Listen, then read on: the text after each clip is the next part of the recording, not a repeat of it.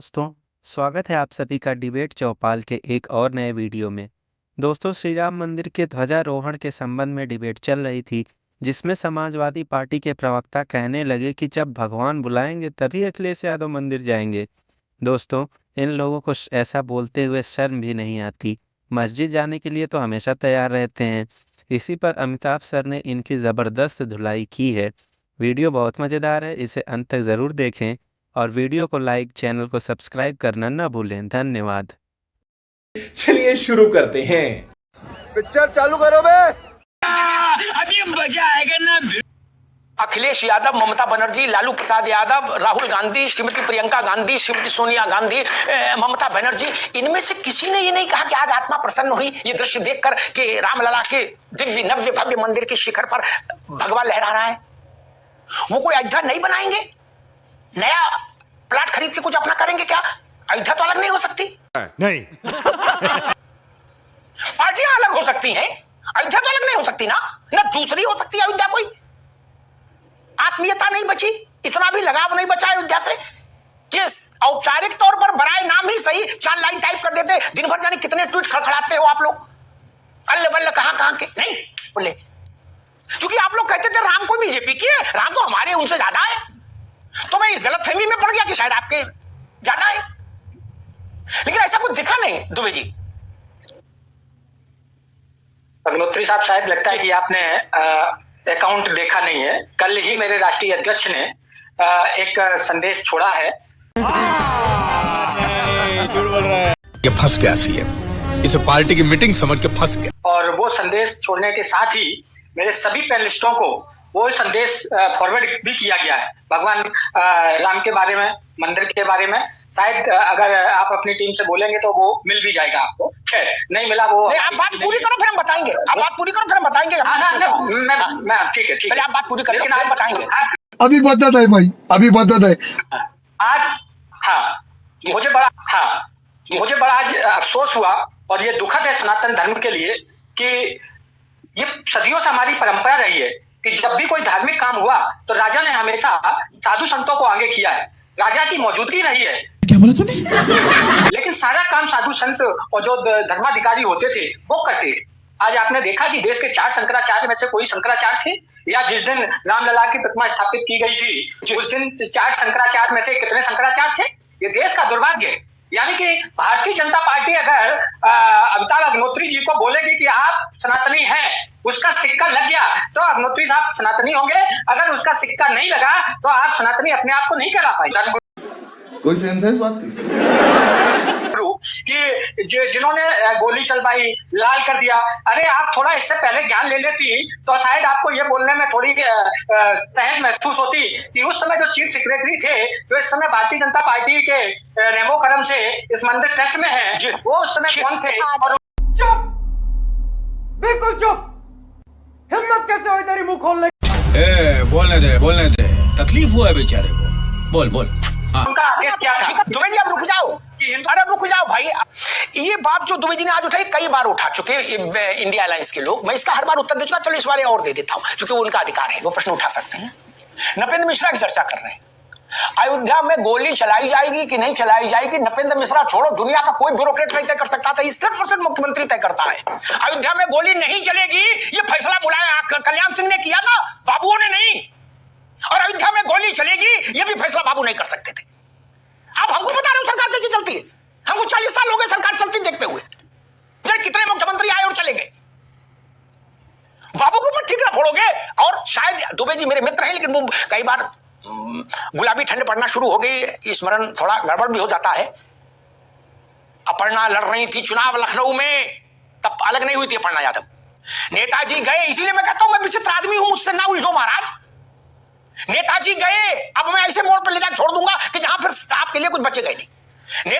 नेताजी ने माइक लिया और कहा हमने अयोध्या में गोली चलवाई, हमने चलवाई गोली, मुसलमानों के लिए चलवाई गोली। और ये बात मुसलमानों को याद रखनी चाहिए नेताजी से। उन्हें ये नहीं कहा नपेंद्र मिश्रा ने चलवाई, क्या कहा? हमने चलवाई। और हमने अखिलेश से कहा कि हर थाने में 30% मुसलमान रखो, हमने कहा अखिलेश से। बात खत्म हो गई, पंचम अध्याय खत्म हो गया, पंजीरी लो घर जाओ, ठीक, पंचामृत हाथ में ले लो, पीते हुए घर जाओ। Are you comedy me?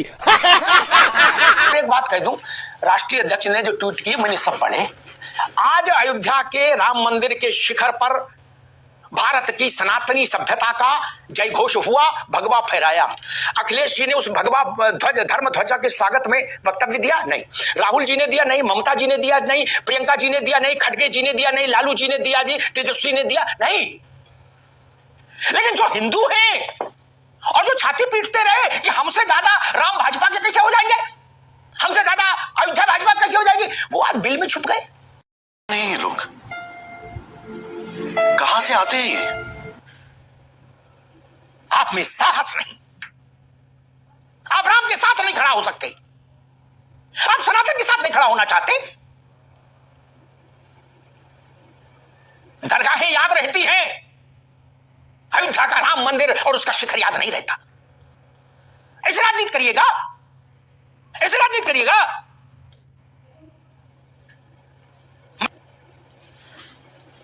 Ajmer में दरगाह पर आप चादर चढ़ाएंगे और उसकी 6 फोटो डालेंगे, 6 अलग अलग एंगल से। लेकिन अयोध्या में जाएंगे तो नहीं, दूसरे की खींची फोटो भी डालने से आपके हाथों में कंपन है। क्यों? सही पकड़े हैं। और सपा के साथ ही झूठ बोलने करेगा। अखिलेश जी ने मैसेज किया, भाई मैंने तो चेक किया सुबह से उन्होंने। अखिलेश जी ने इस आशय का कोई ट्वीट नहीं किया, ना अपने किसी डिजिटल अकाउंट पर लिखा कि हम इस प्रसन्न हैं, आज मेरी आत्मा तृप्त हो गई, हमको गर्व की अनुभूति हुई कि भगवान लहरा रहा। ऐसा कुछ नहीं कहा जी। गजब बेइज्जती है। अखिलेश जी इतने छोटे दिल के व्यक्ति हैं कि आज ही के दिन वो सैफई वाले मंदिर को पोस्ट कर रहे हैं, जो कि एक प्राइवेट मंदिर है। ठीक है, करो, कभी भी कर सकते थे, लेकिन अयोध्या राम मंदिर का उन्होंने कहीं कोई जिक्र नहीं किया, ना कल किया, ना आज किया, ना इनके ऑफिशियल समाजवादी पार्टी के ट्विटर अकाउंट पे है, ना उनके व्यक्तिगत ट्विटर अकाउंट पर कहीं भी। सायन चखले प्यारे, इसका क्या मतलब है? ये उन लोगों के लिए भी प्रश्न है जो रामलला के मंदिर के दर्शन करने का समय नहीं निकाल पाए, दुनिया भर में भ्रमण कर रहे हैं। पहले कहते थे जब मंदिर बन जाएगा, अभी कोर्ट का लफड़ा है इसलिए नहीं जाते हैं, कोर्ट का मामला है। हालांकि कोर्ट में दर्शन से रोक नहीं थी दर्शन पर। 22 जनवरी 2024 से तो मंदिर है। यतिमा अयोध्या स्पृश्य नहीं राजनेताओं के लिए, एक वर्ग के। उत्तर प्रदेश का कौन मुख्यमंत्री, कल्याण सिंह और योगी आदित्यनाथ को छोड़ दीजिए, कौन गया अयोध्या रामलला के दर्शन करने? इस बात का उत्तर दुबे जी को ढूंढना पड़ेगा इतिहास में। नरेंद्र मोदी को छोड़कर तो भारत का कोई प्रधानमंत्री कृष्ण जन्म स्थान पर दर्शन करने क्यों नहीं गया? क्यों नहीं गया? मुलायम सिंह जी नहीं गए कृष्ण जन्म स्थान पर, अखिलेश जी नहीं गए कृष्ण जन्म स्थान पर। क्यों? न मुख्यमंत्री रहते हुए, न पद से हटने के बाद नहीं गए। नहीं देखिए, अभी अब हम कह सकते हैं कि मंदिर पूर्ण हुआ, ठीक है, अब जाएंगे, ईश्वर जिस दिन बुलाएगा उस दिन जाएंगे। एक ही काम, झूठ बोलो, झूठ बोलो, झूठ बोलो, बार बार बोलो, बार बार बोलो, बार बार बोलो। ये चीज ऐसा नहीं है। अमिताभ जी, आप माने या ना माने, मैं ऐसे दावे के साथ कहता हूँ और मेरा अनुभव है। मैं, आप मानो, एक छोटा सा एग्जांपल दे रहा हूँ। मुझे गुजरात में 30 साल हुए रहते मैं कभी माँ अम्बे के यहाँ, अम्बे माता के यहाँ दर्शन करने नहीं जा पाया, जबकि गुजरात में जितने भी धार्मिक स्थल है मैं सब जगह गया हूँ, नहीं उनका बुलावा आया। जिस दिन इंसान को बुलावा ऊपर वाले की तरफ से इंडिकेशन आता है, वो उस जगह पहुंचता है, वो कैसे भी पहुंचे। पीढ़ियों से बुलावा नहीं आया भैया। एक मिनट, आप उसको एक मिनट दादा, राजनीतिकरण में घुमाना चाहते हैं। दादा एक मिनट, जवाहरलाल जी से लेके और राहुल गांधी तक अभी पीढ़ियों में बुलावा नहीं आया। गजब कर रहे हो। नहीं आया होगा, तेरा तो गेम बजाना पड़ेगा। वाह भाई वाह। मैं तो हम बताएंगे क्यों नहीं गए, हम बताएंगे ना। मैं अपना एग्जांपल खुद का दे रहा हूँ। तू कौन है? ये गुजरात में कोई धार्मिक स्थल नहीं बचा, सब जगह गया हूँ, लेकिन 400 किलोमीटर बड़ौदा से वहां में नहीं जा पाया। हजरत बल, चरारे शरीफ, मटका बाबा, घोड़े वाली दरगाह है, निजामुद्दीन दरगाह, टीले वाली मस्जिद, सबसे न्योता आ रहा है आपको। सटा न्योता आ रहा है ऊपर से डायरेक्ट। लग रहा है ऊपर भी व्हाट्सएप चल रहा है, बोले आजा बेटा टीले वाली मस्जिद, कम ऑन। गजब बात। बोले भगवान रामचंद्र जी ने हमको व्हाट्सएप भी नहीं किया, अब व्हाट्सएप करेंगे तो जाएंगे। किसको बौरा बना रहे हो बाबू? और सुन लो, आप नहीं आएंगे, आप आएंगे। क्या बढ़िया था गुरु। आएंगे। और सुन लो, हमारे पास पूरी कुंडली है, हमें गूगल थोड़ी देखना। रामलला का प्राकट्य हुआ जब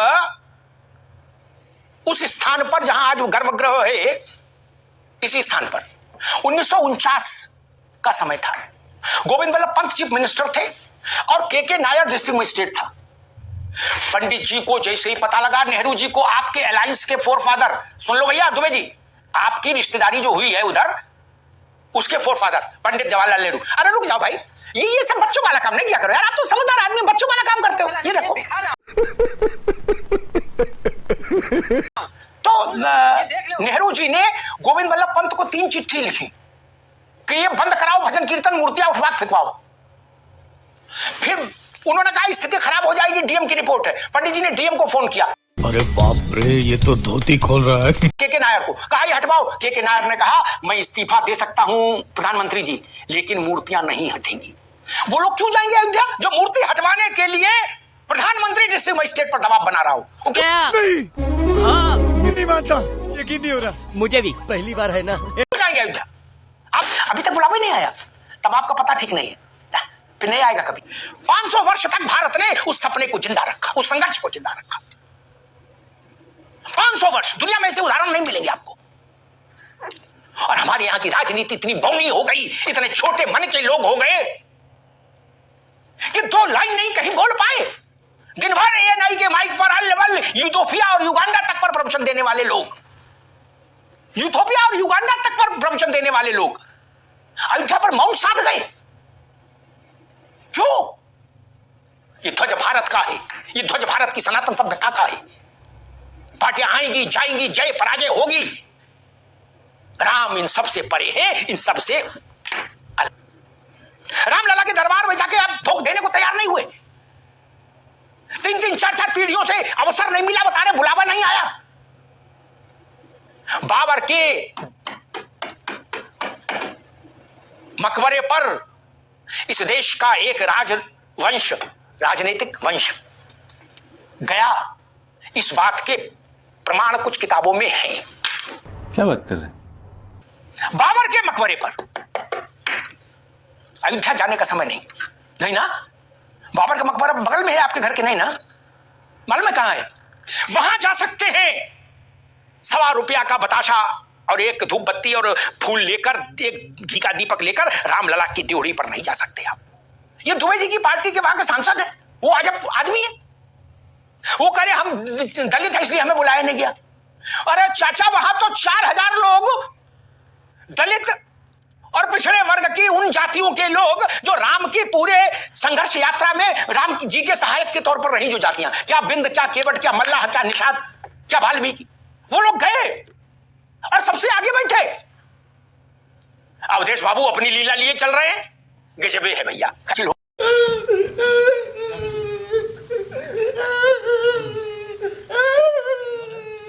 मेरा दिल नहीं करता, मेरा दिल नहीं करता। प्रणाम किया लोगों ने हमको, दलित लोगों के, केवट के, निषाद के, मल्लाह के, वाल्मीकि के। जो 7 मंदिर बने हैं उनमें माता शबरी है, उसमें निषाद राज है, उसमें महर्षि वाल्मीकि है, उसमें जटायु जी है। ये ठाकुर ब्राह्मण है, नहीं ना? नहीं ना दुबे जी? जहां भारत के प्रधानमंत्री ने माथा आज रखा, हम तो कहते हैं आपको रामलला से समस्या है, महर्षि वाल्मीकि को जाके प्रणाम कर आते। अरे बात तो मेरे दिमाग में आया ही नहीं। वहां तो पीडीए वाला मामला है, निषाद राज में पीडीए है, वाल्मीकि जी में पीडीए है, नहीं माता शबरी में पीडीए है, ओरिजिनल पीडीए, 100% पीडीए। क्या बात है सर, क्या बात है सर, क्या बात, ये बात है। आप वहां भी नहीं गए गुरु, तो पीडीए वाले भी नाराज है, वो भी आपको ढूंढ रहे हैं, कह रहे भाई पीडीए में भी नहीं आए। एक पंक्ति कहूंगा, जात पात पूछे नहीं कोई, इसके समर्थन में पहले बोल चुका, वाल्मीकि भय ब्रह्म समाना। हमने वाल्मीकि को ब्रह्म के समान घोषित किया। क्यों? क्योंकि जात पात, तुलसी जी, गोस्वामी जी लिख गए, जात पात पूछे नहीं कोई, हरि को भजे सो हरि का होई। मुझे अपने घर जाना है, मुझे घर जाना है। देखा आपने लापरवाही का नतीजा है। खत्म, bye bye, tata, goodbye, गया।